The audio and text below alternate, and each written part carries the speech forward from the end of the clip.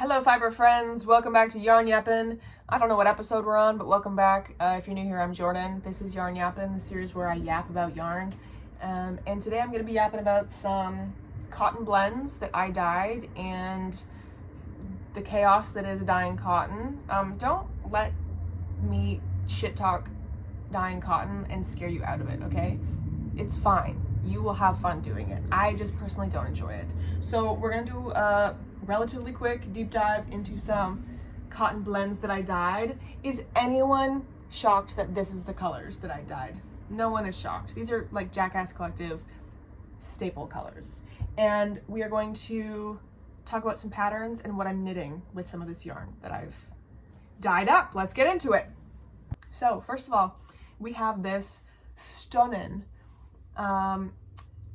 purple. This is a very light purple. It's not a lavender, it's not a lilac, it's just, I believe the color is called hyacinth, okay? Spoiler, this is the dye I used. A very pretty hyacinth color.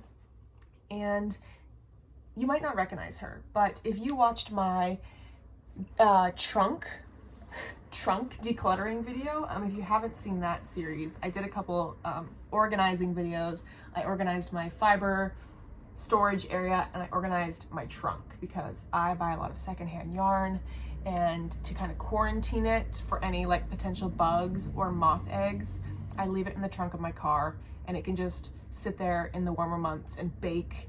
And in the cooler months, if there is something that hatches in it, it's in the car trunk quarantine, okay? I don't think I addressed that in that video. That's why my car has yarn in it, okay?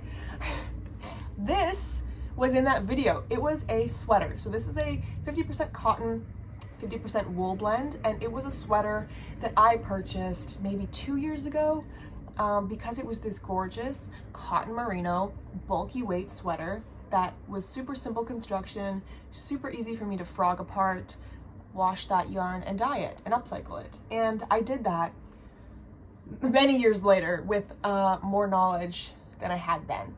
And when I bought that yarn, I didn't realize there was a difference in dyeing a cellulose fiber versus dyeing a protein fiber. So a cellulose is a plant, protein is animal hair. And that when you dye a blend of them together, you have to use two different dyes, okay? And that's where this RIT dye comes in. The star of the show today, not sponsored, this is the RIT all-purpose dye. So it says here, cotton, wool, nylon, and more. So cotton, we've briefly talked about this, I believe. I'm unsure of what order videos are getting uploaded in, but this summer we're talking a lot about dyeing cellulose fibers. And to dye a cellulose fiber, you need to use a fiber reactive dye. To dye a protein fiber, you need to use an acid dye. If you're dyeing a blend, you have to use both. So instead of buying like fiber reactive powders and getting some of my acid dye powders, fuck that, okay? I'm just buying a pre-mixed thing, okay? That's what we're doing here. So yeah, this is the color hyacinth. I'm very impressed with how this yarn turned out. So I have a lot of this. It's a bulky yarn. There was, it was like a size large sweater. There was a really decent amount of yarn to this.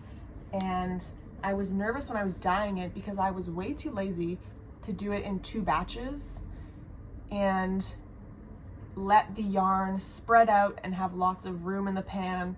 When you're dyeing a tonal yarn, it's very important to have a lot of wiggle room in the pan. You don't want your yarn like crammed in there because the water and the dye cannot penetrate evenly. It's like when you're tie-dyeing something and you fold it all up and it creates those folds and that resist, and dye doesn't go in certain parts. So when you're trying to do a nice even tonal yarn, you need lots of wiggle room. And I said, I am too damn lazy and I'm too damn tired. I'm doing it all at once. And I just made sure that I kind of wiggled it around for a little bit. That's what these directions say on the all-purpose dyes, is you want to put your pre-soaked, this is not a tutorial, okay? I thought about doing a fiber fuckery, but it's just so much rinsing. It wasn't even going to be a fun video. But we'll go into it really quick. Really quick. You basically pre-soak your fiber. If you're dyeing fiber, if you're tie-dyeing a t-shirt, if you are dyeing a pair of shorts that have a stain on the ass, you need to make sure that your fabric, your yarn, is pre-soaked in water. That allows the dye to penetrate evenly and effectively, okay? So pre-soaked fiber into, it tells you to use the hottest water for whatever you're dyeing. So because this has untreated wool in it, I didn't go too hot. I didn't want to felt this, but I did go with some pretty warm water, and this recommends salt. There's like measurements, okay? If you want to use this dye, look at the measurements, look at the math that it tells you to do. I was eyeballing salt, okay? I'm just pouring salt in there. It worked out fine, okay?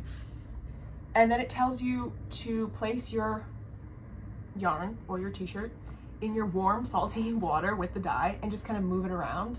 And it tells you to move it around for 30 minutes. I'm not stirring a pot for 30 minutes, especially with wool in warm water.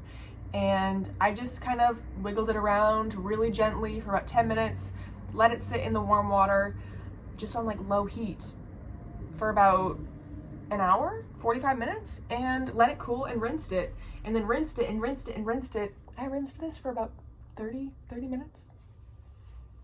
25, 30 minutes just rinsing, and it still never ran clear. So, but let me show you what I made with this, okay? Damn, let me show you. So because this is a 50% cotton, 50% merino, I was like, that's perfect for a little spring cardigan. So I'm doing my first little raglan cardigan. I've done a million raglan sweaters, a million. I love a raglan. I have never done a cardigan, and look at that. I'm very happy with how this looks. There's no seaming involved. That other little spring cardigan, I don't know where the hell it went, with that loops and threads yarn. It's all seamed. I hate seaming things. There's so many loose ends. I'm gonna do a lot of raglan cardigans coming up, okay? Consider yourself warned. My first one, I just thought it would be a great spring color. I wear purple year round, but this is like a nice springy purple, and it's great for like a cooler spring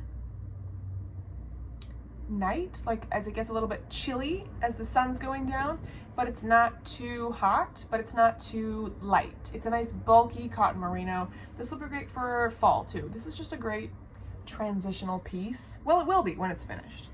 I've just been kind of freehanding this, and it looks great. That was the first time I tried it on since I cast off the sleeves this morning. And I think you can tell, might be easier to tell right here. You can tell the last couple of rows that I've just done are lighter than the rest. And that's because my tonal yarn that I dyed was kind of a semi-tonal. There's like two skeins that are a little bit lighter. I don't think you can tell. Oh, maybe you can. This one is a little bit lighter than this one. And it's again, because I had everything jammed in there very tightly. It's fine. So what I'm gonna do is I'm gonna alternate skeins. I've never bothered to do that with a project before, but I think it will bother me. You can see the difference, you know, there's quite a contrast. So I think I'm gonna do alternating rows with alternating skeins and have a nice flow of the colors, not like color blocky. You do you. If you don't want to alternate skeins, I don't do that when I dye or when I knit socks. A lot of people do that when they're using hand-dyed sock yarn. I do not. All right, let's get into this green yarn. For my green, I am obsessed with this color. First of all, I use the, again, Rit all-purpose dye. This is the neon green, and it is very neon. So this is some yarn that I thrifted, some bare yarn that I thrifted recently, actually, and you're gonna see. I didn't think this through when I was pre-filming a video a couple days ago. It's gonna go out like mid-May, so you're gonna see this in like a month, this thrift haul. And I should not have put the thrift haul in that video, but I was just excited, okay? So you'll see that thrift haul later, but I just thrifted a couple really cute yarns, and this was some undyed, some just bare, so this is called Kobasai. Cotton, bamboo, silk. Kobasai by Haiku. They don't have a social media presence, so I was having a hard time learning about them. But this is a 50% cotton, 16% bamboo, 21% elastic nylon, 8% silk yarn. That's a mouthful. This is a wool-free sock yarn. It is bouncy. It's got some stretch. It is soft. And let me tell you, I'm impressed with this yarn. When I was dyeing it, more specifically when I was rinsing the dye out of it, I was pretty rough with it. I was tired. I My hands were dry. I'm just standing there rinsing. It's just such a boring task to do, okay? I was kind of rough with it, I'm not gonna lie. And it stood up really well. It doesn't feel gross. It's not like felted or anything. It is just, I'm very impressed with this. And I have 2 skeins of this. So I have 440 yards of this. And let me show you the pattern. I will also say really quickly, I'm gonna be talking about this specific yarn in a video. I wanna say within the next 2 weeks, you'll see this video. I'm like trying to look at my upload schedule in my head. I think in the next 2 weeks, you're gonna see this video and I'm gonna be talking about this yarn more. And I'm very excited. You're gonna have to wait for that, but for now, stop flinging this around. Let me find the pattern. This is the, I'm gonna be making the Made You Look top. I'm gonna put a photo of it there. The Made You Look top by, is this Oshenknits? Vanessa Fleming. I think that's an Oshenknits pattern. Correct me if I'm wrong in the comments. I'm gonna link this. When I saw this, I was obsessed with this top. I think it's incredible. It's graded for a large range of bust sizes. It's not like a super, you don't need a ton of yardage. Like, it's just a slutty little top. And I warned y'all we were gonna be doing slutty little tops. And you thought I was fucking around? No. Made You Look is up first. And one of the testers did this like lemon lime color. I'm gonna put a photo. This like lemon lime color, and I'm obsessed with it. Obsessed. So this is kind of my version of, this is not lemon lime. This is neon slime green, but I love it. My only problem is, and if you have any tips for this, please let me know. This pattern is for an Aran weight yarn. This is not an Aran weight yarn. This is a fingering weight yarn. This is a sock yarn. And I know there is a way to substitute yarn and check your gauge and use that gauge to like find the correct size. Like you're normally, I assume I would have to size up with this yarn. I don't know how to do that. And I need to do some research on that. But if you have any like quick tips about yarn substitutions, specifically when I'm using the incorrect yarn size, yarn weight, that'd be very helpful. But I'm very excited to make that top, and it's so cute. I think I'm gonna get so much wear out of it.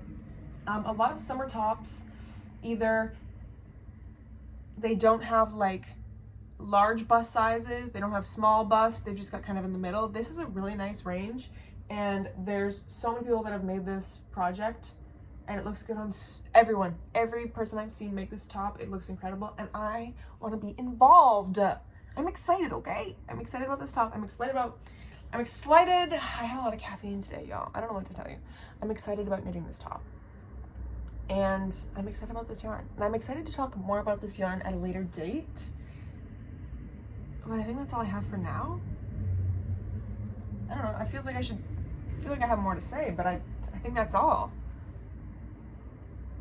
I dyed it green. I dyed some thrifted yarn green, and I'm gonna knit a slutty little top. That's all. All right.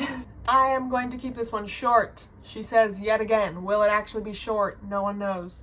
Thank you for watching. This was fun. If you guys enjoyed these kind of like chatty or maybe recap videos, these are a little bit easier to film than fibre fuckery. Fibre fuckery is normally like a week's worth of like vloggy clips that I put together, and they take a long time to film. I enjoy filming them, but these sometimes are a little bit easier when I'm experimenting with something new. I don't know, just let me know your thoughts. Let me know questions, comments, concerns in the comments down below. I love it. Make sure you're subscribed. Follow me on Instagram. You can follow me on TikTok. I don't post a lot on TikTok. Subscribe. Did I say that? Subscribe. I can see the statistic, and a lot of y'all are watching, but you're not following. Follow, subscribe, and I think that's all. I'm not good at the outro. All right, thank you for watching. Bye.